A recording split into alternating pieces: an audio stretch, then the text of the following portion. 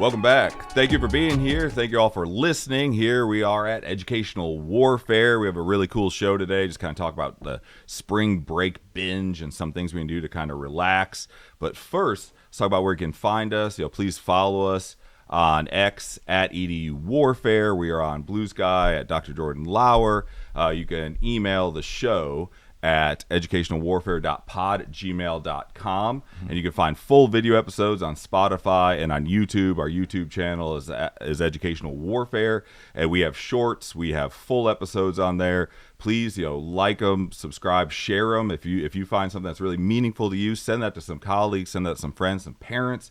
Let's really help get the message out there. So again, thank you all for being here, and I'd like to say thank you to our producer Tommy Ruth, our director Matt Paff, for all the work you all do, all the awesome graphics and the intro. It's great. We get so many comments about that. So if anything out there you want to comment on, even small, even just saying, hey, love the show, or suggestions, chime in. Let's go. Let's hear it. educationalwarfare.pod@gmail.com. So what's up, Ryan? How you doing today? Man, I'm doing great, man. Today's one of those episodes where we're going to break the mold a little bit, I think. I'm excited about this one. We're approaching spring break. Yes. And, we've talked about the march to Mordor, right? That third quarter darkness. But there's light at the end of this tunnel. And that's really what today's episode is about, man. Right. It's about that light. You can see the light. So now let's prepare for it. Right. We're going to be talking about the human side of education and what we do in our downtime, our off time. Yeah. We talk so many strategies and things, here at Educational Warfare. We're attacking the issues that attack education. That way we're getting them out there. We talk about a lot of things we can do, a lot of things that just kind of sometimes, positives, negatives, stuff that really affect us. And, what spring break is all about, it's about sharpening that saw. Every teacher knows that phrase, right? Sharpen that saw, recharge. So we were talking, we were like, hey, one of the things a lot of people do on spring break is just try to find time to relax. Yeah. And that's important to do. Make sure you're doing that. It's, I know we all need to catch up on grades and everything, but find time to relax. So we were like, hey, instead of just scrolling every single streaming service, like I often do at evening sometimes, just sitting there, I'm looking for a movie longer than it would take to watch a movie often. We decided we'd recommend a couple movies. Analysis paralysis. Yeah. You can just get stuck in that, right? And you just, is that what mood I'm in right now? Can't let's stop, keep going, man. Yeah. Exactly. So we thought we'd recommend a couple movies, couple TV shows, couple books, just something that you might be sitting there and be like, oh gosh, like I really want to relax this spring break. I don't know what to do. And like, hopefully from this, you'll hear, oh, that movie looks really good. That'll be one night I can watch it. Or that book sounds interesting. Yeah. I'll read that over spring break. And that'll just help you when you walk back into the classroom at the end of spring break. It's just one of those small things that just kind of makes you feel, man, I want to start off this real quick, just jump in here with an interjection. And I love how we're breaking it up in kind of, 3 different sections, because we've got educators who they love their books. Man, big shout out to my wife. We've got educators that love their TV shows. Right. We've still got those educators that love movies like myself. But I want to just dig in on books for a second. I'm going to ask you a hard question, man. I want you on record, bro, for this question, okay? Let's do it. Regarding books. All right. Are audio books 100%. Is that considered reading? Yes. Okay, and here's where I'm going with that. I see a lot of people, man, they'll show their list. I've read this. They're really those ones who are like, I read 8 books this month. I'm like, you read 8 books in the month of February? What do you read, like Johnny 5, like last episode? You sitting there like, right. So, I'm like, you read 8 books in the month of February. So, again, back to that hard question, man. Audio books. And I'm a fan of audio books. Right. Currently listening to Tarantino's novelization of Once Upon a Time in Hollywood, the audio book of it. Yeah. So, yes, I use audio books, but I'm asking you, audio books, when I listen to them, am I calling that a book read? Yeah, I would say so, because it is a form of more accessible technology now. Okay. But the whole point of books, like, they are long form prose, right? They're character developments, and there's so much more than just understanding the story. You're literally learning how people. That's why I always push them for our students. I'm like, anything, read something with words on it, get something, because it's making your imagination do all that, and it teaches so many social skills, like how to break things down, how to inference, how to like see things coming, and it's just entertaining. So your brain's still doing the work. You're listening, but your brain's still doing all of that stuff, and you're still committing that, and you're thinking about it. That's one of the things. It's just you're picturing this, and that's so good for your brain, and it's so good for just like to calm you down. So I don't think there's any problem with it, because it is content that you are taking that's making you, it's making you a little better every day. I mean, even, and again, like I tell my students, it's like, I don't care if you read the cheesiest vampire love story, whatever, you're still reading. It doesn't have to be a tome but are you right? And well, I mean, I think, and especially if that's the way you do it, I mean, the difference is this, and that's why I tell my students. And this. Again, I'm not being critical, because I do it's a consume debate it that there, way myself. I'm just really curious on, can we qualify that as, man, I read 8 books in the month of February. Did you? Right. Yeah. If you remember them, yes. Because I mean, if at the end, like if I can sit here and tell you, if the end justifies the means, right? Man, I consumed this content. I understand it. I'm better for it. I have no problem with audiobooks, because you think of the alternative. Like, you're driving, so you're listening to music. Yeah. I love music. Right. But if you're driving and taking something in and thinking about it, and it probably gets you feeling, obviously you're probably listening to something you enjoy. So again, that positive feeling, like, oh, I'm enjoying this time. It doesn't make it as monotonous. And then you're in a better mood, whatever you do, right? I mean, I've listened to audiobooks sometimes where I was at a function. I was like, I'm ready to get in my car because I want to listen to the book, like, and if that's, you think of the alternative. What's the alternative? If you're not a book person, like if opening it, maybe you feel you read slow, which again, there's nothing wrong with that. It's not a race, but you feel you read slow, or it's just kind of tedious to you. And it just kind of, if the alternative is not listening to anything like that, and instead of just scrolling random social media that's not really doing much, sure, then why wouldn't you want it's to? An incredible alternative. Yeah. So no like that's my thing. I would never hit. And again, nothing against those of us that consume these daily. Oh yeah.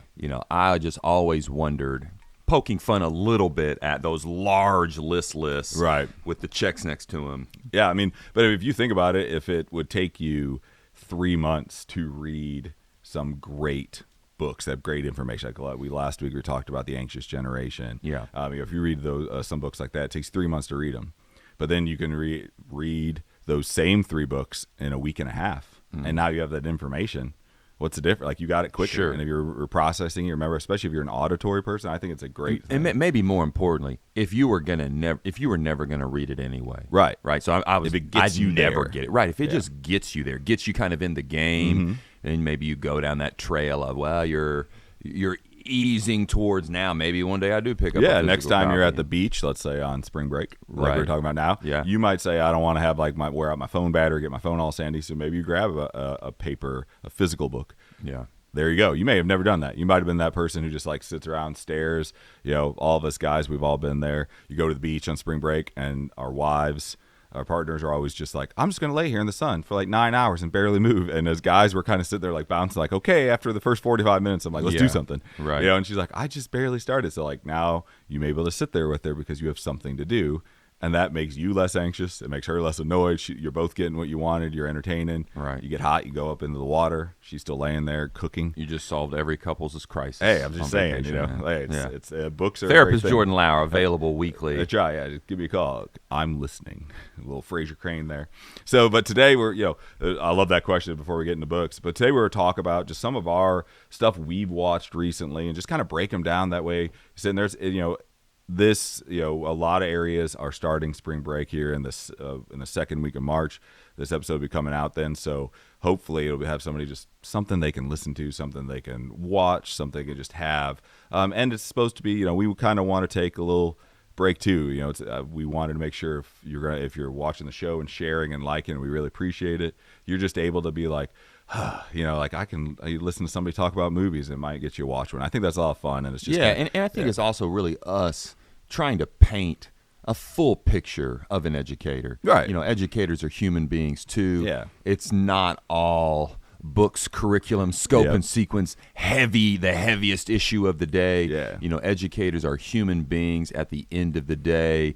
They recharge their batteries in very similar ways. And at the end of it, so many educators just, they are bibliophiles. Right. They are creators in their own right. So Absolutely. This is, of course, a natural conversation to have, especially as we push forward to that light at the end of the tunnel. That is spring break. And it's a fun little thing for us because, I promise you, I know we have this show where we talk about a lot of issues. We do, every week we're doing our standard jobs. We're also doing this. We're researching topics. We're trying to give you the most information. I promise you on spring break, I'm watching movies and doing this. So I wanted, like you said, give us a full picture. We're not sitting here just reading just education articles and deep journals to be able to do that. We're consuming this too. So we wanted to share. So hope you like it. Hopefully you share, and hopefully it gives you a couple things to give you a few hours of just, that was enjoyable. So let's go. We're going to start off with some movies. So let's pod real quick here. Let's talk about this. So first movie I'm going to talk about is September 5th. Okay. That's the name of the movie. Came out just last year in 2024. It's directed by Tim Felbon. It stars John Magero, Leonie Bench, and Peter Sarsgaard, so one of the Sarsgaard brothers. And it's streaming on Paramount Plus, MGM Plus, and Fubo, so that's where you can go find it. And basically what this movie is about, and the thing I thought really cool, and I feel like I was like, oh, we'll just talk about movies and kind of disconnect, and here I am with this first movie being a history movie. I can't get out of the history teacher. But a lot of people, one of the reasons I chose it was because it was excellent, first of all. But it's also a lot of people like movies that, talk about real events that happen. It's a way of connecting with the past, but also being entertained. So September 5th is about 1972, the Olympics in Germany. Yeah. And dark day. Yeah, and the Israeli team is taken hostage by a group that's demanding Palestinians are released. So it's this very old and current issue. Long-standing issue, is very current. And the premise of the movie is it starts in the 1972 Olympics, if you don't know, were the first Olympics shown worldwide via satellite. So you basically have a satellite, and you have the big networks, ABC, CBS, NBC, kind of sharing that satellite. So the ABC team is doing their sports broadcast while this happens. So they basically have this ability to, and the hostages are taken in Olympic Village. Yes. And so they have the ability to show this and switch from sports to covering this news. And it's from the newsroom. So that's a really cool look at it. As the whole movie comes kind of from the producers and the news director's point of view. And it really gets into some really cool ethical stories about it. This had never been done. They do tell you at the end. Are we amplifying this message? Exactly. And there's a really cool scene in it that's in the trailer. So I'll talk about it a little bit. I obviously don't want to spoil anything if people don't know. But it's a really cool scene to where they're showing you could see the cops kind of coming down the building, on the rooftop, getting near the window. And then the camera, they're telling the cameraman, hey, zoom in, and you can see the window where they're being held to hostages. And through the crack, they can see a TV. They're like, they have a TV on. And remember, this is all a new thing. So they're like, one of the guys looks at one of the news directors and says, are we helping them? And he's like, what do you mean? He's like, are they watching what we're showing? And it's like, oh, they don't get ABC. And then one of the other guys looks over and goes, yes, they do. It's in the village. The athletes' village got every international channel. That way athletes could watch their own news. And they realize that they're showing the terrorists what the cops are doing. And that's the ethics of this, of should we cut this? What do we do? And so there's a lot of really cool, some great acting. Peter Sarsgaard is great. And I mean, all the Sarsgaard brothers, Stella and their father, they're all great and everything. But so some really cool and really ethical conversation here, and about just trying to capture this. And it literally has it had 900 million viewers, one of the highest rated things ever, especially in 1972, because it was that gripping and engaging. And just and what's cool. That? This is like the precursor to the Spielberg film. Was that called Munich? Munich, you know what I'm talking about? So Munich was kind of from the agency's the viewpoint, side of it, right? This is from just the news story of how TV is really pushed. That was kind of the first push of TV of international events being covered by news agencies and organizations. Right. So it's really cool to be able to see that. And I think it's just a great movie that a lot of people enjoy. And again, especially if you like things that are based on true stories. Yeah. Really good actors. It's I believe it's up for a couple Oscars for various things. So it's definitely worth your time. Yeah, but a TV watershed moment. I mean, really in a decade that is just proven now to be one of the wildest decades of the 20th century, the 1970s. Yeah, fascinating. So even if you're a person who remembers that, then this is really cool to kind of see it from that side. Like, oh my gosh, the things they had to do.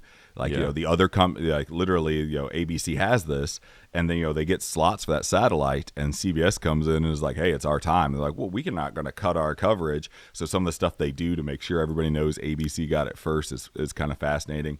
So it's just, or if you're a person who are younger than this and had no idea this even happened, great way to kind of catch up and see a very historical event, a dark time. And just understand some of the things that were happening then. As a former journalism teacher, I used to teach the concept, and it's heavy, man, but if it bleeds, it leads. Mm-hmm. And just that idea just rings true right there. Like, we can't cut away from this. Right. We can't stop our coverage on this. If it bleeds, it leads. People are tuned in. But yeah, I loved how, Munich as a follow-up film is more of a revenge tale. Right. I mean, where the Mossad just tracks down these guys, and maybe over decades. But, like who organized it, all that. Yes. That's powerful. But Eric Bana in Munich, too. Yes. Shout out the Incredible Hulk. Right. Or the Hulk. The first, But yeah, that's a good one. And let's just keep in line with that if it's my turn to go. Yeah, absolutely. I mean, we're just going to kind of ping pong here. So in terms of my film, I'm going to keep it historical as well. Cool. This one's going to be more historical fiction. I don't know if you're a fan or not. Oh, absolutely, but I can love me a little bit of historical fiction. Yeah. And the movie I wanted to just praise was 2023 film Godzilla -1. If you have not seen this film, please check it out. Even if you're not a Godzilla fan, right? Because this movie is anchored in reality. It's set during World War II. Even a little before, it just gives you incredible context in terms of how Godzilla gets to be as big and as powerful as he is. And it's called Godzilla -1, and that's kind of the intriguing title that captures people's attention. But the idea being, after World War II, I mean, when Japan just gets bombed into the Stone Age, they're at zero. Right. Where they're like, you're just recovering. They're level. They're at zero. And then comes Godzilla and knocks them just backwards. leveling them back to negative status. Godzilla -1. But it's powerful. I've seen both the color and black and white versions of this film. But here's why I really wanted to dig into it. Okay, Godzilla -1 ends up getting nominated, if not winning, and I may need to be fact checked on this, but the Oscar for best visual effects. Yes. This was a film, dude, that cost between $10 to $15 million. Really low budget. 10 to 15 million. I know you and I joked a little off camera before, Amazon Prime, they're picking up one of your favorite shows. The production value budgets involved in those shows versus Godzilla -1, $10 to $15 million production budget. And when you watch it, friends, it is absolutely stunning. It really in is. terms of the visual effects, especially the monster. Best way that it's the best Godzilla's looked since they did a great job of taking the original design, upgrading it slightly, but still, like, if you've ever watched the old Godzillas, and help me, man, I know you're a bit of a nerd too. Well, what's that company, man, that produced all those old films? I knew it as soon as you. It's the same. It's the same company. Yeah. So they basically just reinvented themselves a little bit again. They gave this little pocket of money to a creative, and what he chose to do with it, man, is absolutely, we've got powerful. a little bit of info up there, but there it is, Toho. So Toho distributed the film. Toho responsible for all of those of your classic, iconic Godzilla references, Godzilla movies. And man, this one just anchors it in reality. There's nothing serious. I mean, there's nothing silly about it. No. It's really tethered to this aftermath destruction of Japan and just this will, to pull yourselves up, work together, and fight the monster. Not only does Godzilla look amazing, and like I said, with the Toho company that we just talked about really bringing in that, hey, we have a classic look, we have a beloved character, let's upgrade a little bit, but not go so, everybody, if you remember the 1998 Matthew Broderick Godzilla, it was like completely different. I'm calling that one terrible, man. Yeah. I know it's got people that love it, but I'm calling that one bad. And then you have the American, the newest ones where that Godzilla monster looks a little more classic, a little updated, but this is just straight Godzilla out versus of Kong. Right. This is just straight out of the originals. He looks, but there's also a really cool part of this, and us being Americans, right? As you watch this, we're very used to Godzilla versus Kong because they're kind of action movies. This also, like, kind of theme-wise and stylistically, goes back to the Japanese style version where it is Godzilla's there, but it's more of it's a human story. It is. It's not like let's find Godzilla, let's hunt Godzilla. It is, it's a really. I will tell you this about it, and see how you feel about it.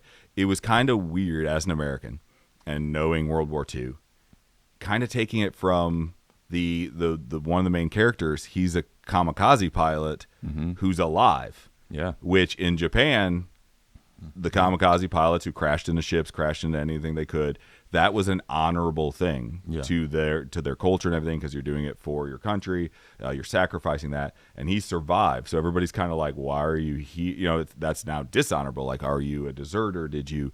And he's dealing with that stress, and as like an American watch that, it make you like, I know, like, dude, they were coming after our ships. Yeah. So it's weird to kind of empathize but with it humanizes it in that way, and it's really a great parallel, because it's at this particular point in the story you're talking about, it's right at the end of the war. In fact, the Japanese have all but accepted defeat.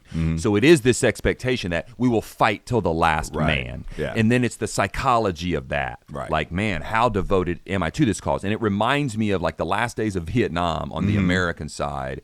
You had your U.S. Army folks asking, like, I don't want to be the last guy to die in Vietnam. Right. I mean, it's just that kind of mindset. Like, I know we're leaving, so committed why would I? To this cause am I? So spoiler alert on this part. I mean, the film kicks off with this existential crisis of a kamikaze pilot who plays it as I'm running out of fuel, but it's really an issue of not just courage, but also sanity. Right. Like, I'm young and I have my whole life ahead of me. This cause is lost. They're telling me it's lost, but the expectation is give all. Man, there's a martyrdom to that. Yeah, it really is. And it's like thinking of like, this is my duty I'm supposed to do, but we've already lost. If I do this, we're not going to all of a sudden win. So like you said, like if you're in Vietnam and or like World War I always think about that. Like, the armistice was the 11th, the war stopped the 11th month on the 11th day at the 11th hour. And the Germans at one point, like, one of the generals was so angry at that, like he didn't want to give up, that he literally, like 2 hours before the deadline, sent his guys over the top. Could you imagine that? Like, you not only know it's ending, it's not like, oh, the war could end soon. It's, the exact time, and your general's being like, go. Right. And it's like, we've lost. Like, I'm going to get shot after a lot. And like that feeling, but then when you're in the trenches, if you don't go over the top, they shoot you. Like so like you had to. And it's kind of the same thing. And it's a really cool, you have the neat, like, Godzilla story and his role. The effects. And the monster movie aspect of it. But then you have this very human-centered film of even redemption, perseverance. Yeah. It's powerful in that way. It's a great film, and it's definitely one to just this is one of those cool ones that you can, if you have your children, if you have boys or girls, and they're probably around, I'd say 11, 12, they probably start to get this. This would be a cool one to sit down with them, spend a little time. You got Godzilla for them, but you also got a deeper human side for you. Yeah. And it kind of connects to the old ones. So you could, like, it may, like, a bit of history. Yeah, it may parlay you into being like, hey, you want to watch, like, one of the originals, like Godzilla versus Mechagodzilla, something like one of those old classic ones. It might start. I was telling one of my friends, he actually had his son was like, Dad, can we have a sleepover? And that means that he gets to sleep in the big bed and watch, like, a movie with the dad, and mom goes, so it's kind of like a boys' night. Nice. And I was like, find it, whatever he likes. I was like, find kind of an old cool thing you liked. And I was like, that's what starts those, like, he'll be 20 years old and be like, me and my dad used to watch old Godzilla movies, and we'd have sleepovers. Like, that's that starts that tradition. And I was like, so this could maybe do that. Now you got a cool movie. You've started something fun with your kids. Heck yeah. Everybody kind of wins. So that's a really cool one. Yeah, for sure.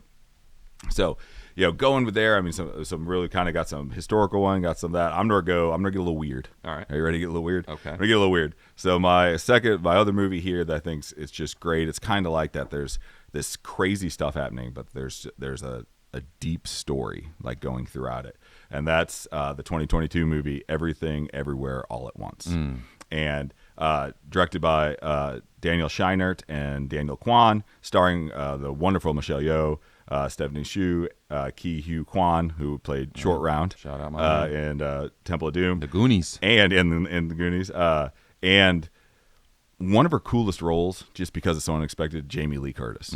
Like she's an Oscar winner, man. Yeah, She wins an Oscar for that movie. I know, dude. it's like all the stuff Jamie Lee Curtis has Scream done. queen. Yeah, and now she's like doing A this. generation later. Yeah, and she's an IRS agent with a Yes. kind of a with sausage fingers. yeah, with kind of is a really thick like New York accent. Yeah. Super thick. And so this is streaming on Max. Everything Everywhere All at Once. And this movie is just, it's weird. I'm gonna say that. So just give you a little premise, and as we do this, just let you know, like spoilers, like what do we're not going to give away like the exact end of movies and everything, but when we have stuff, we're going to talk about it, kind of anything connected with it, basic plot line, characters. If we go into anything that has a little background, a little lore, we might dig into that. So just a little spoiler alert there. We're kind of talk about things connected to them. So if you just want to hear literally the names and the basic breakdown, and then kind of like put on a list, and just make sure you understand that. So as we're doing this, though, so it's about a mother, Michelle Yeoh. They run a Laundromat, right? Run a laundromat, and she is very kind of, my life could maybe have been something different. Like this isn't what I maybe wanted. But her husband is just super positive all the time. Yeah. Okay. Ki Hugh Kwan, like he's just great. And he won an Oscar for this too, Best Supporting Actor. And and he's fantastic in this. But he's so positive and just trying to be like bring joy to their life. Like, hey, we're alive and we're together. That's all we need.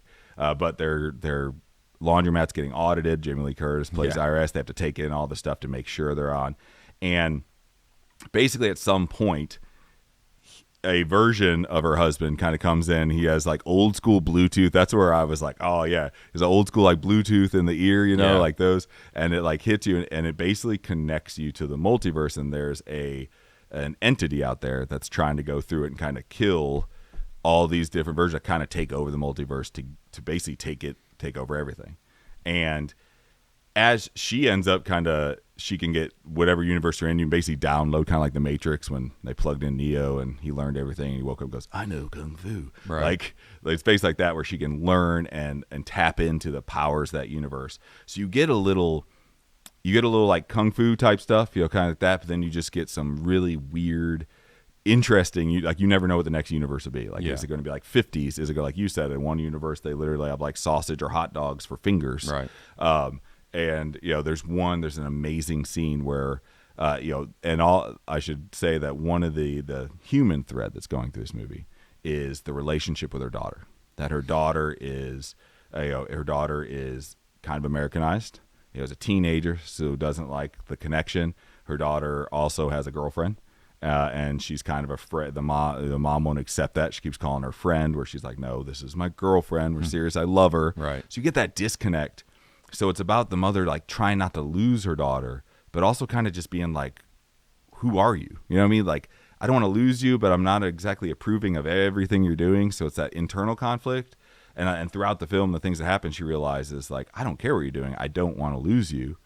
And there ends up being this great scene where they go to a universe where literally there are rocks. Yeah. And they're having a conversation, and there's no sound. It's literally just like they're telepathically talking, and it's just subtitles, and it's dead silent except for the wind. Yeah. And it's just it's a beautiful, weird way of doing it. So it's definitely one that, like, if you watch this, and this happens to me all the time at my house with my wife, because like sometimes I want to watch this weird stuff. My wife's more of like, hey, I want the historical ones like September 5th we talked about, or some historical fiction, or like true crime. Well, I'll kind of venture into the weird stuff, and sometimes I'll think like, okay, she's asleep or she's doing something. I'll watch this movie that's a little weirder, and she'll walk in and be like, what are you watching? This is one of those movies. If somebody walks in during like Sausage Finger Part or Rock Part, they'd be like, what are you watching? I promise you, though, some of the stuff, like, as you're the uniqueness and the oddness is the vehicle that drives you through that human connection. And there will be parts that if you if you think about your kids or your parents, like you'll kind of get a little emotional if you're really paying attention. As the story with the husband, like where, she meets a version of her husband where they didn't get together. Like she goes to a universe where like they didn't get together because her dad didn't approve of him. Mm-hmm. And he was kind of offering her the dad was offering a different life, but she loved him when they were young. And she finds out that she gets rich and he actually ends up doing well. Like it's almost like they both kind of pulled each other down into that like lower mid-level. Yeah. And like he's doing well, and then he's like sitting there and has a different personality. He's not as bubbly, he's more like stoic. And he even tells her like at one point she's like, we just, all we do is do other people's laundry and we have to do our taxes. And he like sits there, look at her, and goes, I would have loved to do taxes with you. Like that's the amount of love. Like in this version, he's rich, she's rich, and he's still wanting her and said that would have been a great life. Like he's still pining for this life he never had, but he does in the other universe, doesn't know it. Yeah. And it's such a cool like thing that like sometimes what you have is a lot beautiful. of it is about, appreciating what you have. Yeah. Understanding what is enough. Mm-hmm. I also think it carries us kind of through some of these themes of in this maelstrom of the universe, so much is going on. Mm-hmm. That we can just get so distracted, so pulled in all these different expectations. When we distill it down to what's important, ultimately it's the relationships right in our lives and how we can get so caught up in the trivial, the superficial, again, the expectations that are put upon us, that we put upon others.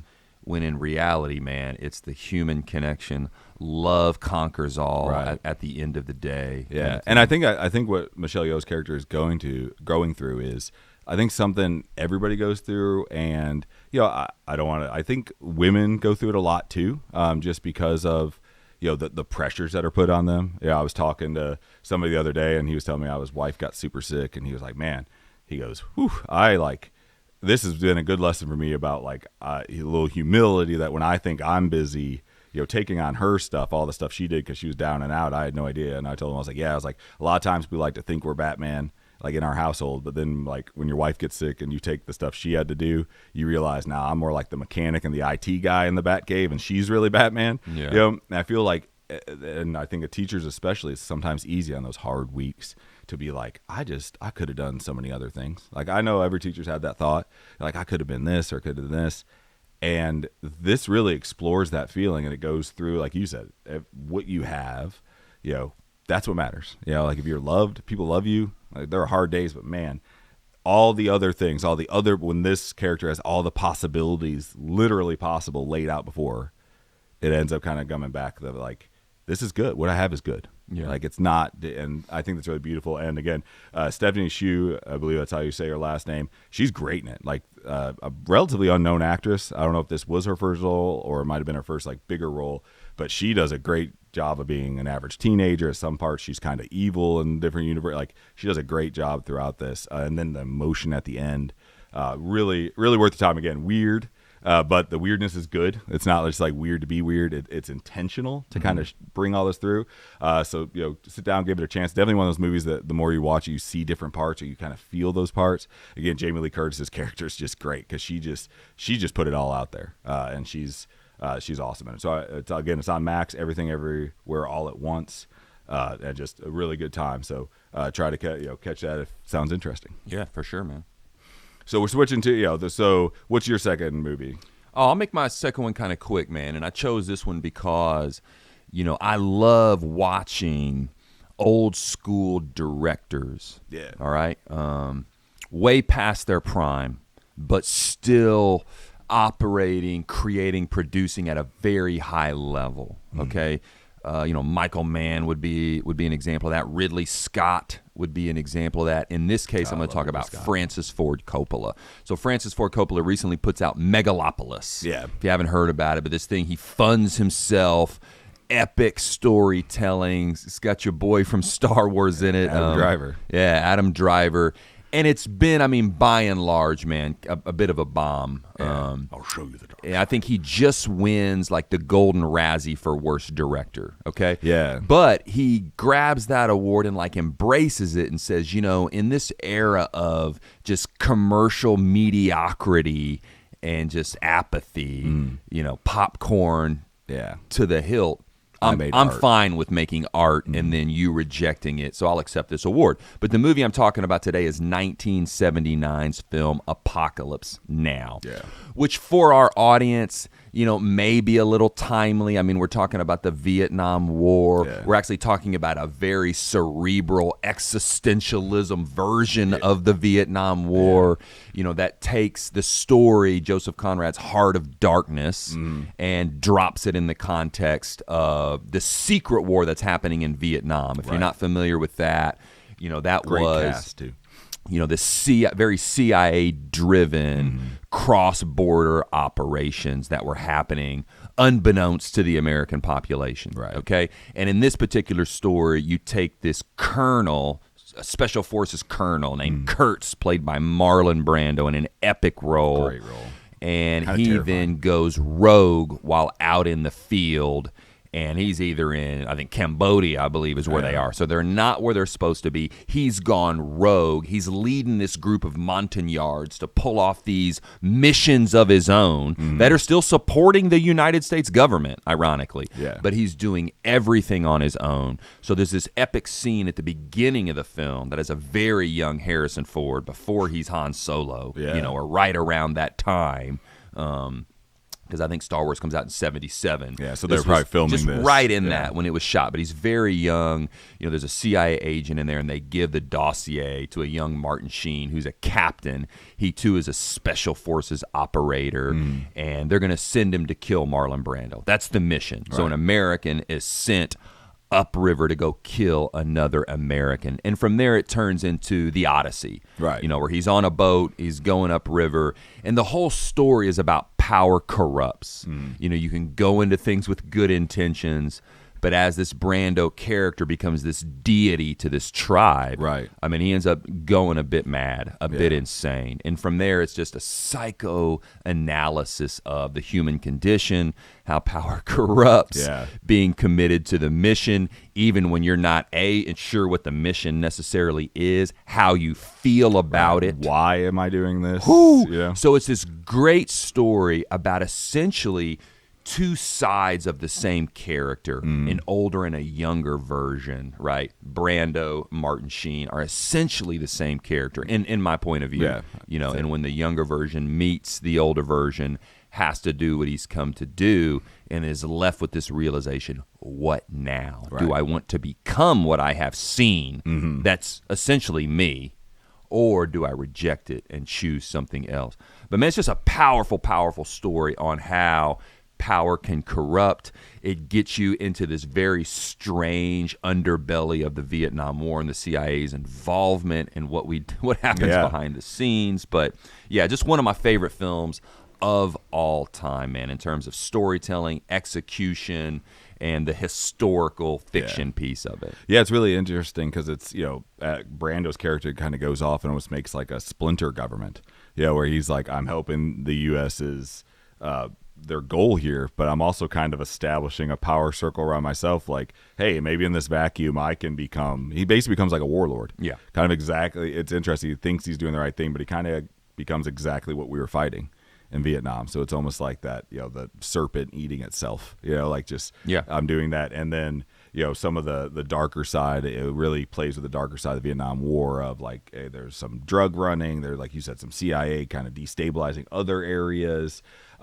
And I think that just really gets to Brando's head. Like, there's some so cool shots there. Like when they come up, like Brando's like putting that water on his face. It's like beating down. It's kind of red in there. The cinematography is beautiful, and just like the message. And Brando's like terrifying in that. Like that walking the line between having a goal and madness. Is done really well. So you just kind of triggered a memory. So he is terrifying in that bit. But what I always found more interesting is, let's focus on the Willard character. That's Martin Sheen, right? So he's the young captain. He's the young version of Brando in my my speculation.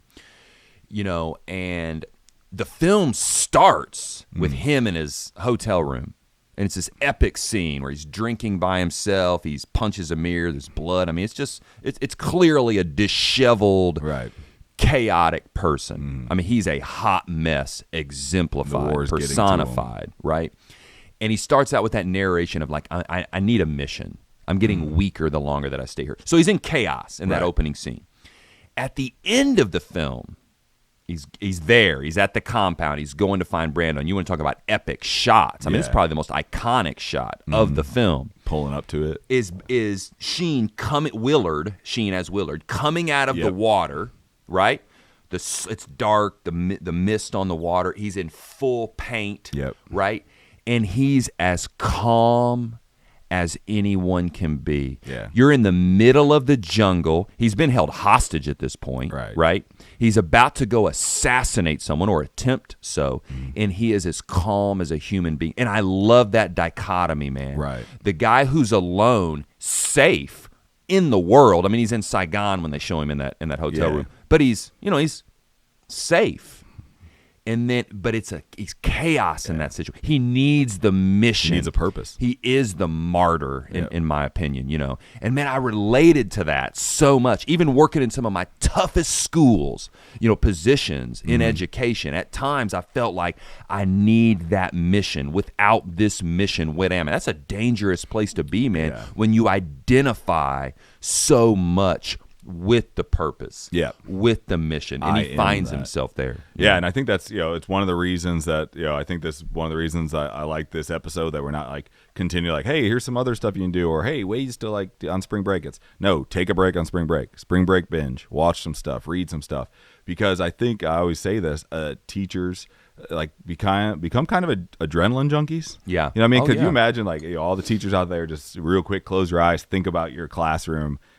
And now think about like sitting at a cubicle. Nothing wrong with sitting at a cubicle, but I think a lot of us would really struggle with that, because silence for hours on end, we'd be like, what are we doing? Who I got to talk to? Like we'd be the person in the office going to everybody in the other cubicle and talking, and then probably end up getting in trouble. Like, hey, you need to work at your desk. Yeah. Because we're so used to that. And I think that kind of shows adrenaline junkie, stress addicts. Right. I mean, all of that kind of fits in that bubble of. And like you said, it's good when you're being successful, but you do have to be able to turn it off. Like you said, he doesn't have a mission, so he's like the darkest parts of him are coming out. Whereas opposed to being in the jungle, coming up through the water with death peace all around you, I bet his pulse was like 55. Right. It's eerie, man. But it's cool in that way. It reminds me a little bit of The Hurt Locker, if you ever saw that. Jeremy Renner. Very similar character. Right. Remember, like, when he's back home in the supermarket scene, like, it's just so mundane. I can't deal. Yeah. Like, it's oh, my gosh. It's so normal. It's so mundane. But being surrounded by 8 bombs, he's happy. Yes. Like, I mean, it's just a fascinating psychology of not just men at war, but I think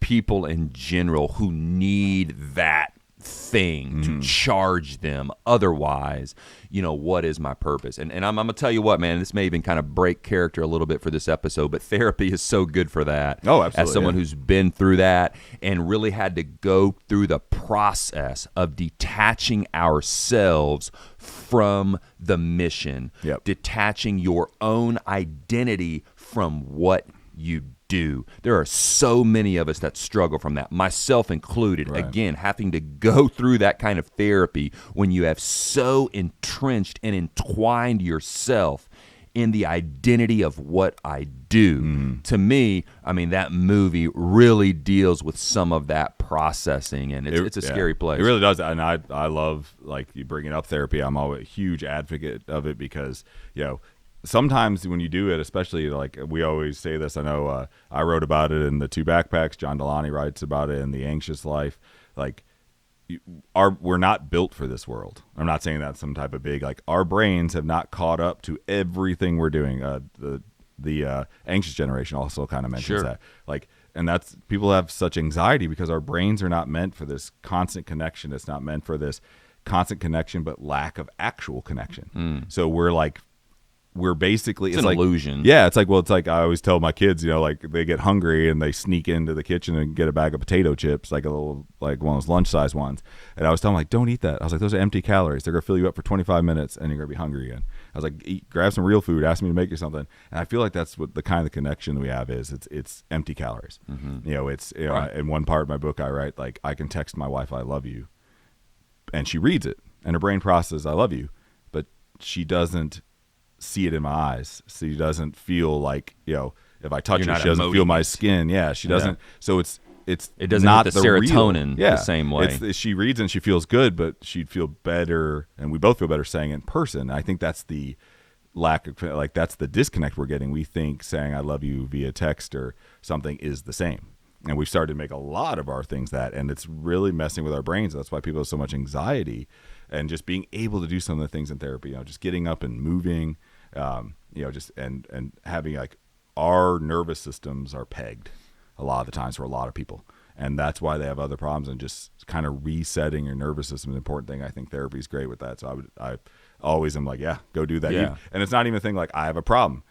Even if you feel baseline and normal, never bad to go talk about stuff. Sure. Make your brain, if you're diabetic, you take medicine. Yeah. Our brain is one of our most important organs. So yeah, so let it be on record that we used the movie Apocalypse Now, my number one film of all time, to talk about therapy, because that's been very real. But again, to kind of anchor that, it's this idea that not just educators, but all people. I mean, we can get so committed to what we're doing. I read this quote recently, and I'll have to butcher it a little bit, but like the definition of a nervous breakdown is when you think your work is more important than anything else.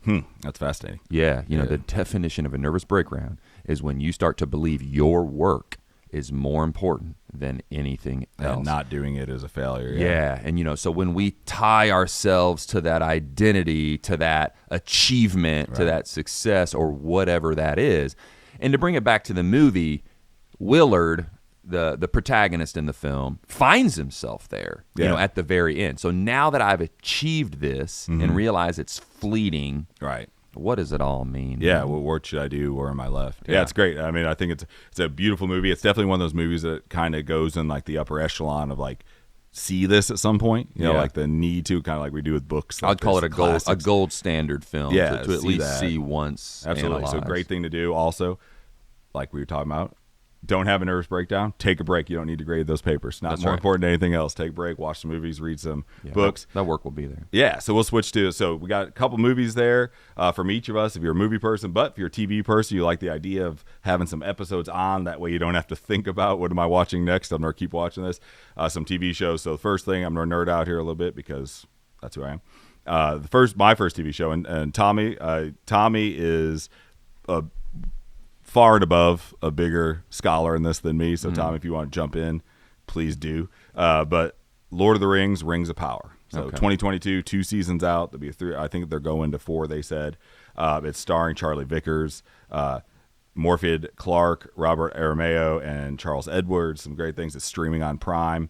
Really cool look at. So if you don't know, just a little primer, a little baseline here. Lord of the Rings, basically from the characters we know. Basically, in the poster you can see up there, that's Charlie Vickers as Sauron, but he can also be he's Anatar in the. He got a little bit of a Legolas vibe going on. He does, yeah. That's him in his Anatar form. Okay. Where he goes in. We'll kind of talk about that a little bit. He's the great deceiver. But there, in Lord of the Rings, there's 3 ages. Like there's the first that we have, that most of the stuff covers. The first is kind of creation, and there's Morgoth and Melkor, and the second one is the creation of the rings. The third one is basically when we, after the ring is destroyed, and where the movies that we're all familiar with, kind of like the Hobbit movies and that. So this is set during the Second Age. So basically, Morgoth, the big baddie from the First Age, is imprisoned. He's in the void, and Sauron's kind of his lieutenant. They think he's dead, and they're basically just elves are kind of figuring things out, running things. So there's just this time of like huge war. The War of Wrath just happened. It's in between. It's about the creation of the ring. So Sauron, who comes out and eventually becomes Anatar, kind of tricks them into making the ring. So that's that story of that. So it's fascinating in that. So, and you get some really great characters. You get the elves and kind of see some more of their cities, which Lord of the Rings is beautiful for that. You get to see the dwarves, even more deep dive in the dwarves. You get to go see Moria. The last time we saw it in the movies, Moria was destroyed because of the things they awoken. And then you also get to see, some of the Southlands that becomes Mordor before it's Mordor. So it's really cool if you like the history of that. It's a really cool show. Beautiful. I mean, this was one of the most expensive shows ever. So they don't go cheap on the visuals, they don't go cheap on the costumes, and the acting's really good. I think the second season. Well, you said they don't go cheap on the visual of the costume, right? Because this is an Amazon Prime show, right? Yeah, so they put more money into this. Bezos. Yeah, he threw his money into it and pumping said, that money into it. And the second season was really good because it was more from some of the things that you get in there, the emotional side of it. Again, Charlie Vickers as eventually will be Sauron, or is Sauron, but character is Anatar, and the great smith, right, who makes it is Celebrimbor. That's his name, right? And Celebrimbor is just amazing at what he does, and he shows up and he kind of tricks him into thinking that he's the god of gifts, basically. I'm gonna help you make these, and as he's doing, like, just the psychological games he plays with Celebrimbor are amazing. Like, that sounds like an alt universe Santa Claus, man. Right? Yeah, the god of gifts. Yeah, I mean, he just gets Santa in with his elf mind. Yeah, he gets in his mind, and he basically makes him have a nervous breakdown where he's like, making these rings is the only thing that you should be worried about. Oh, dang! Like, right. and there's some really cool stuff Shout out in there. therapy, man. Yeah, well, and he basically becomes.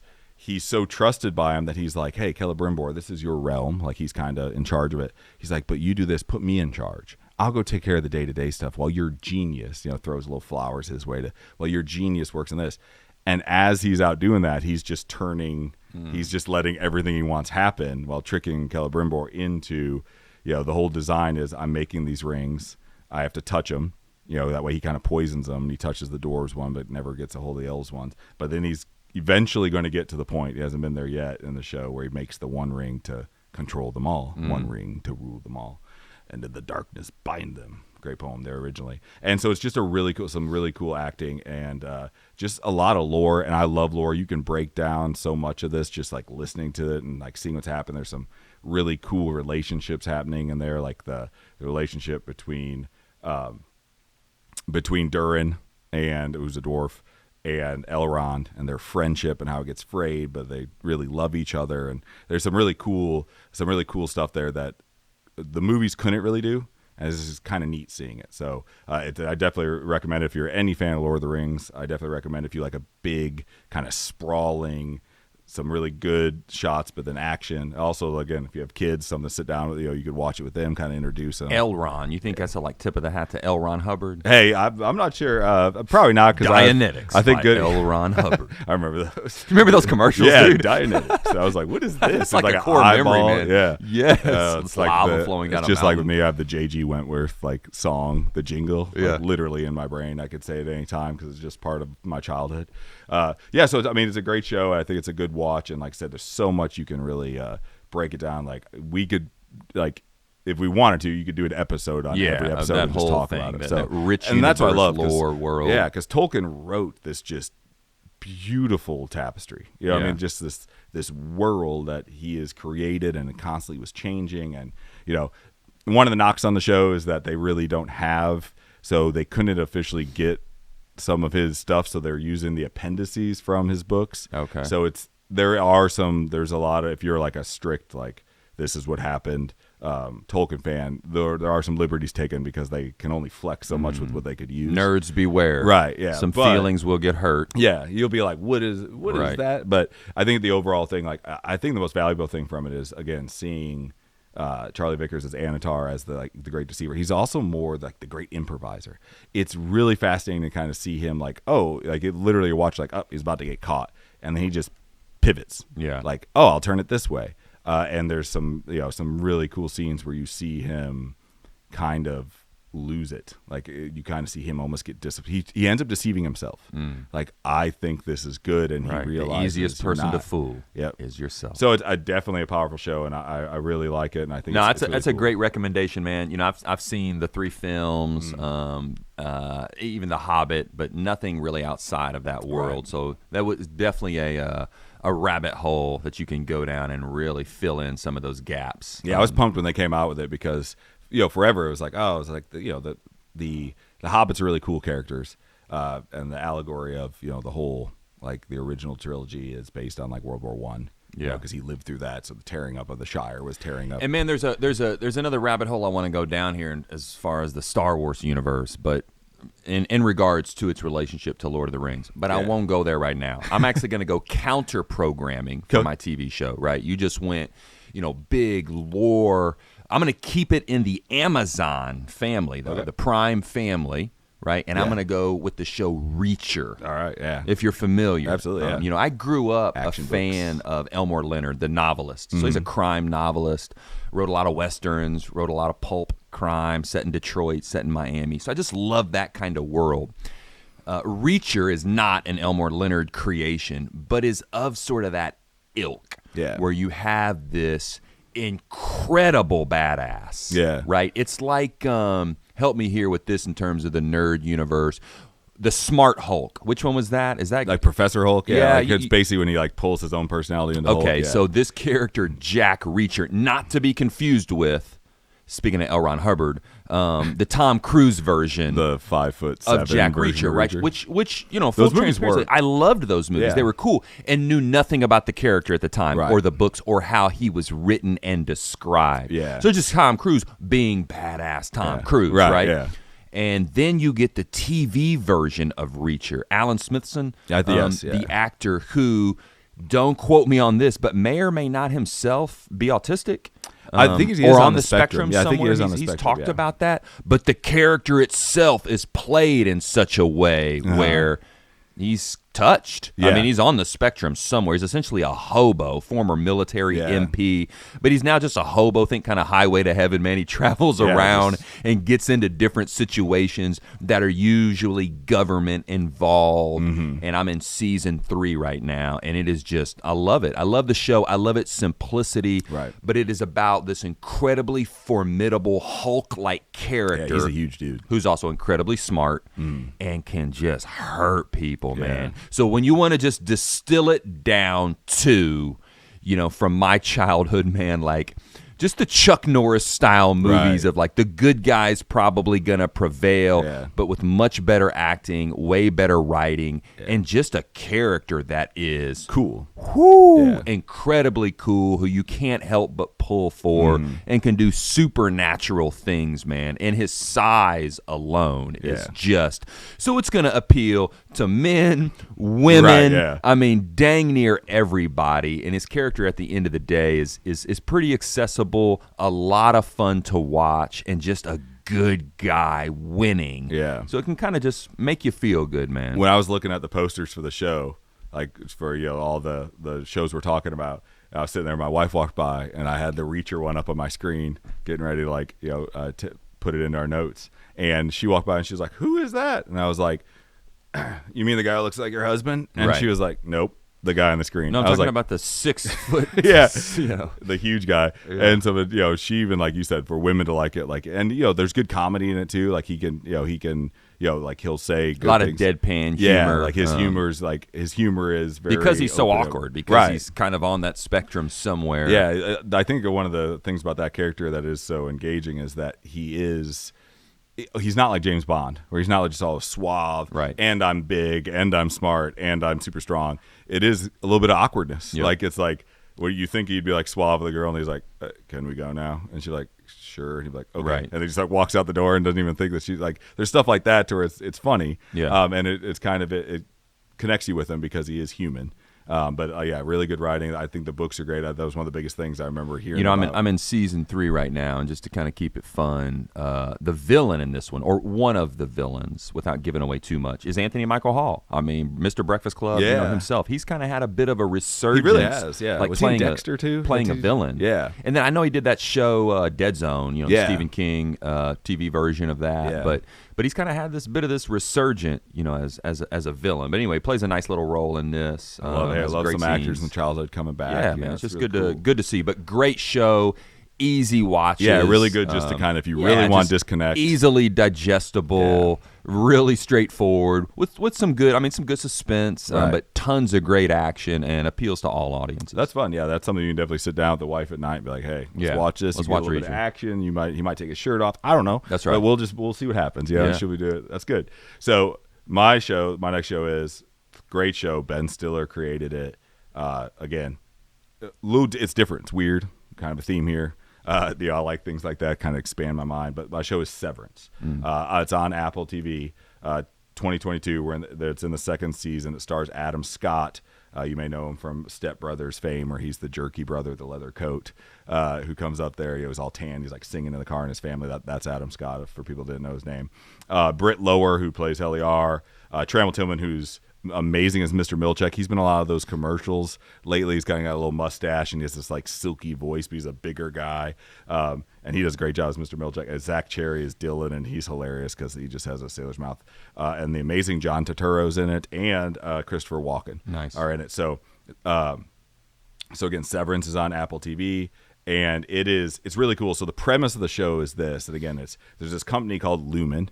So it's big, kind of overarching company. It doesn't really explain. It's one of those shows to where as you watch, you find out more. So like first episode, you're not getting this big old primer.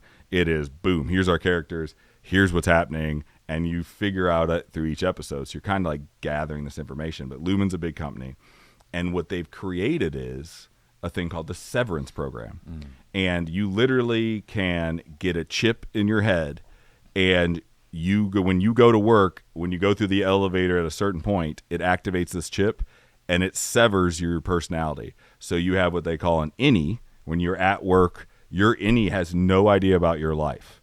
They have all of your old memories, but they don't know, or I think they cap it at like some childhood memories, but they literally don't know anything about you. So it's already this fascinating look at this like two sides of ourselves. So the innies, they go to work, they kind of do weird work. The sets are kind of like 70s-ish, but corporate. And it's a very strange, like you can tell it's all psychologically set up to like nurture the innies. Like they have like little, like if you achieve your work today, we'll have a 15-minute happiness celebration. And they like bring in like a fruit plate, and it's supposed to be like a great thing. But like those little rewards, because that's all these people have known, are like huge. Like, we have to get the fruit plate today. Come on, man, do your work. And then your outie has no idea what's been happening to your innie. So you literally drive to work, walk in, you put your personal effects in your locker, put on your badge, go down the elevator, zzz, your brain flips, and then you go up the elevator. You have no idea what you did all day. And so the main character, Adam Scott, he recently went through his wife dying, so that's why he wanted to do it. He's like, I just want part of the day where I don't think about that. And that's why he did the program. And it's very controversial. They show some protests, like, you shouldn't do this to people.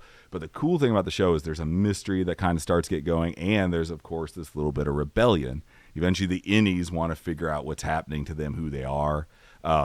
But you get this really neat thing where it asks the question, is the innie a real person, considering the actual you made the decision to do that? And you actually get to see some, I'm not spoiling anything, but at one point, one of the characters does something that they think's really good, and then they show a recording. They sit them down in the office and show a recording of their outie, their actual them, telling them, I made this choice. You don't get to say yes or no. Do your job at work. You are me. And it's like, and then the innie gets all mad, like, how could they say that about me, that I'm them? But it's them. So it's this really cool psychological look at ourselves and what is really a person. Like, even if it's the same person as that other personality, worthy of rights, considering it's you. So it's a really cool look. Okay. And there's a great mystery. I'll tell you what, the last episode of season 1, during like the kind of the third act, the climax of it, I don't think I took a breath for like 10 minutes. Oh, wow. I was just sitting there and I was like, you got to breathe. Okay, I'm better now. You know what I mean? Like, it was so intense. So it's one of those shows that you kind of fall in love with the characters, and it just drags you in, and it's great. And it's been doing some really great reviews. Ben Stiller just kind of got to, there's some little bit of like good humor in it, but he's really pushing that. And it's kind of, it's really cool. You see a guy, like, you think Ben Stiller, Zoolander? Like the guy who gave us, was it Blue Steel? Gave us the Blue Steel look. Like, that guy's doing this high level thinking, and it's so cool to see a guy like that create, like, how creative they can be. It just, and I haven't seen the show, but it does not surprise me about Ben Stiller. Yeah, that dude has been around since Reality Bites. Yeah. Man, he's been around since the Ben Stiller Show. I don't know if you remember that that one. Gosh, sketch comedy show way back. I mean, Stiller has been in the game, highly creative. Yeah. I want to say, directed the Jim Carrey movie Cable Guy. Yeah, you're right. I mean, but in its time, it was panned, but it had this dark element. Yeah, it was really where, Carrey was starting to kind of like branch himself out a little bit. I mean, that's Stiller, man. That's his influence. Yeah, he likes that was a role that was look. supposed to be for Chris Farley, but ends up going to Jim Carrey. And I've always respected Ben Stiller. So to hear about this show, I haven't seen it. I've heard the reviews. I can't kind of wait to dig into it's that just fascinating. It's one of those shows, like, just everything about it, like the cinematography, like, again, the the place is really sterile. In the beginning of season 2, the first episode, there's a running, like where Adam Scott is running through it, like through the halls, because he kind of like wakes up, the chip turns out, he wakes up at work, and the events from the first season are kind of, that's what he remembers, because you remember every day as an indie, you just can't remember your outside life. What's the movie he's in, man, where he plays the Night at the Museum? I think it's called Night at the Museum. Yeah. And no offense to those movies, because my son loves those movies, and we've watched them. But don't pigeonhole Ben Stiller to Night at the Museum. I mean, don't forget the brilliance of Tropic Thunder. You know what I mean? Gosh. So he's just a bona fide. I'm going to use the word, man. I think Ben Stiller is a bona fide genius in terms of his creative output, in terms of his range. So big shout out to Ben Stiller. Yeah. I'm going to keep it in the Netflix realm, and I'm actually going to tout a show, man, that may or may not get a second season, but it's a show I think worthy of a watch. It's called House of Ninjas. Already love it. Yeah, man. Just for the title. I haven't seen it. It's an incredible show that has a entire Japanese cast. Okay. And it's a show called House of Ninjas, but the irony is in the show, they continually make the point no one says the word ninjas. We're shinobis. Okay. So it's this cool. family of shinobis, man, from the dad, Obi-Wan the Shinobi. mom, the grandmother, siblings, and a young kid. And they really get you inside the historical work and reason for ninjas, and they're essentially like CIA operatives, man. They're like espionage agents for the Japanese government and have been. But you're dealing with a family who are retired ninjas and trying to be normal. So it's this fish out of water story about a dad and his clan of ninjas that are trying to be normal, but the wife herself is a ninja. She wants to still be a shinobi, a ninja, but the dad is like, we're not, we're normal. We're just trying to be a regular family. And episode by episode, they keep getting pulled back in based on their eldest son's death that's shown in a flashback. Oh, wow. It's a fascinating story, though, man, about family, the nuances and idiosyncrasies of, I mean, we're shinobi. This is who we are, but we're trying to pretend like we're something else and just be normal. But this idea of be true to yourself, authenticity, incredible action. I mean, high production value. Oh, cool. So a lot of really cool ninja stuff. Yeah, a lot of really cool shinobi stuff from the fits, the fighting, the swords, the shurikens. All of that stuff is really cool. But again, entirely, Asian cast, Japanese cast, and just done really well, man. That's awesome. I mean, really, really well. Don't know if that'll get a second season or not, but if you're into the lore of shinobis, ninjas, ancient Japan, but told in a modern context through this ninja storyline, it's super good, man. I really enjoyed it. That's awesome. Yeah, I think that's one of those things that, like, as soon as you sent that to me, like, that was one of your picks. I hadn't watched it, hadn't really seen it, and I was like, I probably need to check that out, because I love getting into other cultures like that and learning, because it's very easy to, like, apply, like, oh, this is what they do, but just kind of learning how it's written in them, and then from that culture's perspective of that practice is a really cool way to look at things. Like, this is what is part of us, but this is how we view it as well. I think you learn a lot more than just kind of like, oh, that's what they do.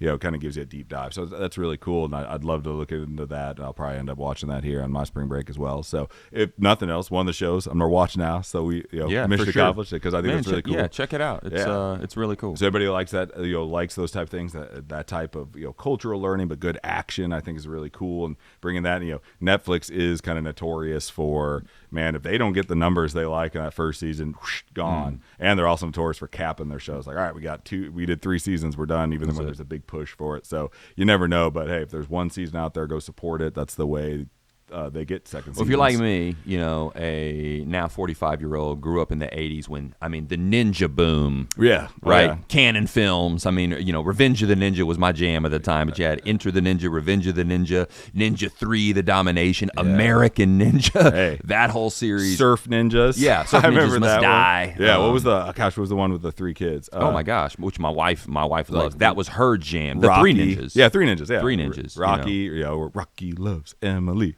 So Rocky, Colt, and Tum Tum. All of that, now modern age shinobis awesome just imagery. It's worth a watch, man. Whether it gets a second season or not, definitely worth a watch. That's sweet. So far, and our final thing we're going to look in today is we're just go for those of you that might be like, hey, don't have much time, or I might be traveling. If you're in the car at all, here's a couple book ideas. Get some books. So if you're not movie or show person, here's some books for you. My first book is from the author Andy Weir, who wrote the book The Martian.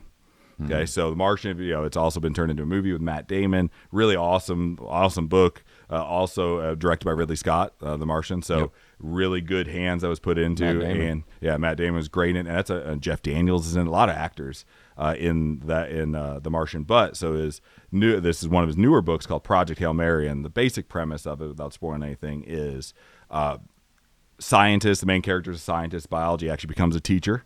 So this is like a teacher kind of it's a little bit like Breaking Bad without any drugs or anything, but like he wasn't a high level scientist. He basically kind of had this theory that pushed him kind of out of the science community, kind of got panned a little bit. So he became a teacher. Like, I'm going to step away from that. Well, it ends up where they find out that our sun is losing energy. Like it's getting lower and lower. And they're like, hey, within like, I think it ended up being like 16 years or 20 years, we won't be able to sustain, like agriculture will fail and then life will fail on Earth. So they're trying to figure out, and they find out that there's like basically a space algae that is the first evidence of life, but it is eating, like it basically eats the sun. And then it travels from place to place it travels from different stars to kind of consume them, then moves on. So the whole story is like we're trying to go up there and like, okay, we have to get samples, then we have to like study it. So it's much like The Martian, really strong science base. Like you learn hard science. Yeah, you learn so much. Like I learned, like I feel like I was putting the book down every like 10 minutes and telling my wife something. Right. Like just like some of the little stuff you learn, some big stuff. This isn't big red and blue button Star Wars. This is not like I have a laser sword, which right. I love lightsabers, but this is like literal actual hard science. Yeah. But it is there is some science fiction, goes out into space, and it's a really cool story about kind of being alone, not knowing, the whole story. He wakes up in the ship and can't remember why he's there because he's been in like, basically, there is no hyper sleep in this world. This is our world. So they basically have to put him in a chemically induced coma. And they don't know if like, they're like, literally they send 3 astronauts out, 2 of them die.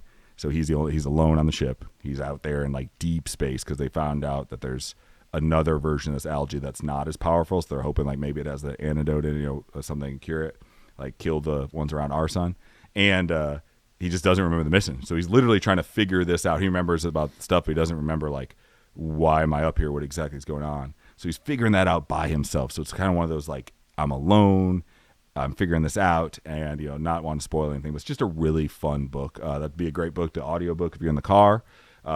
Really good read, quick read, and they're also it was successful enough that they're making it into another movie like The Martian. This one's going to star, now I can't, Ryan Gosling. Ryan Gosling's going to play the main character. So love me some Ryan. Yeah, Gosling. so we've had Andy Weir, great job. Like you had two major books, and you got Matt Damon and Ryan Gosling to star in the movies made out of them. That you're kind of winning. Doing well. That's my book. So Project Hail Mary by Andy Weir, great book. Check it out. See what you think if you like that type of story. That's cool, man. You've got me kind of torn. I'm thinking just in terms of book I want to share, and I had one in mind that I was going to lead with. That's Quentin Tarantino's Cinema Speculation. Yeah. However, I'm just thinking kind of where we are in this conversation. It's this second book that I brought that I wasn't even gonna focus on, but now I'm just thinking this is kind of the way to go. I'm a Star Wars fan, so we'll keep it science fiction here. And my son, who's 10, loves the Clone Wars. Oh, it's such a great show. That's his jam, right? And because he loves it, I've really dug into that and just the awesome storytelling involved in that. But this is a book called Dark Disciple, based on a couple of unproduced scripts of the Clone Wars. Awesome. So this was as it was nearing its end. These didn't end up getting produced, so they turn it into this book by Christy Golden. And man, it is about an undercover. It's about a Jedi who goes undercover, put on mission by Obi-Wan, of course, commissioned by the Council. Right. His name is Quinlan Voss. Sweet right? name. So he's like this kind of gray Jedi, walks the line. Who's known as an undercover agent. He's got a distinct, almost rock star Bon Jovi kind of look to him, but he's just different, right? He's atypical Jedi, and Kenobi commissions him to go deep undercover, and they're going to try to take down Count Dooku. Like it. Right? So he hooks up with Asajj Ventress, who instilling, her hatred for Dooku at that time as well. They link up and end up developing this relationship, man. And when I tell you, it is an incredible combination, man, of romance, adventure, betrayal, retribution, all in one little thing. And you would think, man, this was meant for children? Right? Certainly not. Yeah, it's been adapted to the That's adult right. level. I mean, so, adults, I'm just telling you, whether you're a Star Wars fan or not, whether you've seen the Clone Wars, I mean, this right here, this book brings it. And I just had to shout out the kind of writing in a Star Wars book that could get almost anybody excited, man. It's really cool. Yeah, that's a great thing about the Clone Wars is they are for, like, it's, kind of geared towards kids, but they're not, like, cheesy. You know what I mean? Like, those stories are, like, I've watched it every season, and it's been great. You know what I mean? Like, those stories are, there are some episodes where, like, okay, this was clearly meant for kids to like because it's, like, about, like, some younger, but there's some deep things in there. And then now there's some of them are being brought into the actual production. But, yeah, Star Wars books are great. I've always enjoyed Star Wars books because you get the Star Wars universe and the element. You can go deeper than they can in the movies a little bit, that, like, especially into some of the lore of them. But then you, more so than in the movies or the shows, you get a lot more of the human element because you got to you fill those pages, really develop those characters, and I think that's really cool. And seeing that, like, Asajj Ventress is a really neat. In the Clone Wars, she's a bad guy, she's the apprentice of Dooku, and then they kind of split basically, and that's why she's angry. But it's really kind of neat to even think about because I've not yet read that, and it's on my Amazon list, and I'll probably buying it now, especially after this recommendation. But seeing those two sides, like Jedi.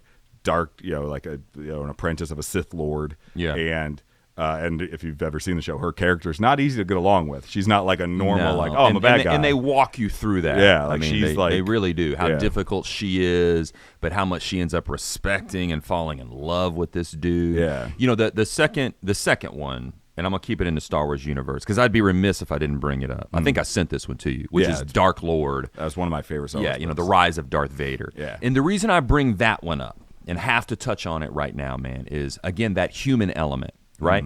So that particular book is set right as Order 66 is happening. Yep. I mean, you actually see it as it comes in real time, and one particular clone gives his Jedi counterpart, a Jedi named Roan Shrine, the ability to escape. He's like, I'm going to give you a minute, man, before I do this. Run. So then you follow him throughout. But the reason I love that story so much is Roan Shrine is this aging Jedi who's losing his faith in the Force. Right. So his Force abilities are weakening, right, as the story goes. But it culminates in this climactic, epic battle on Kashyyyk, man. Right. Vader versus Roan Shrine. It's on Kashyyyk is on fire. Vader's throwing like wooden trees. Yeah. It's this epic battle written, so you've got to put yourself there.